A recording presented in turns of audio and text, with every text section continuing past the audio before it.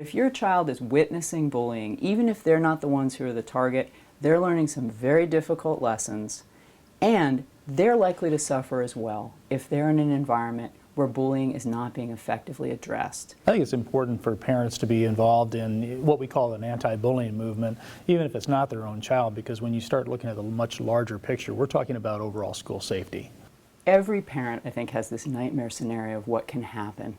And every child has the nightmare scenario of being in that circle of people, you're getting picked on, and nobody's doing anything about it.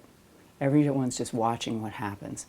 Bystanders, the people who see what's going on but let it happen, actually give power to the bully by sending this very silent, difficult message that nothing's going to happen, no one's going to help. You go into a program or you're working with a group of kids and you get that one guy who just doesn't get it. He has to be the show. He's got to be the man.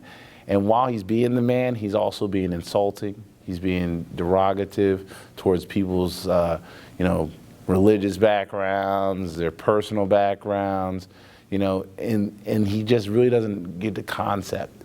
And so when you're sitting back and you're watching it as a bystander and not acting, that's when it can bother other people around you. Definitely walking away would be the first point, showing people that you're not interested, you don't accept the actions that are being taken. I mean, bullies, they really feed off of the energy that they get. You know, if they hear people laugh at one joke they make, they're going to keep making them to get the laughs.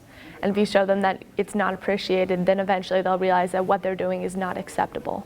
Just like I said, put your insecurities aside and stand up for people, because in the long run, it won't matter who's making fun of you and like who's doing this and that. Like, it just matters that you're helping somebody and you're being there for somebody, and you might be saving their life even. If your child is a bystander and then takes the step to get involved and actually helps to solve the problem, that is an unbelievably good feeling and a source of great power for your child. To know that they were able to play a role and help somebody and actually see results in terms of how their school community interacts. If you can help your child get to that place, to be able to step up in ways big and small is important too, it will mean a lot to them. So the work is worth it in terms of the outcome for your own child, as well as for the good it can do for the community as a whole.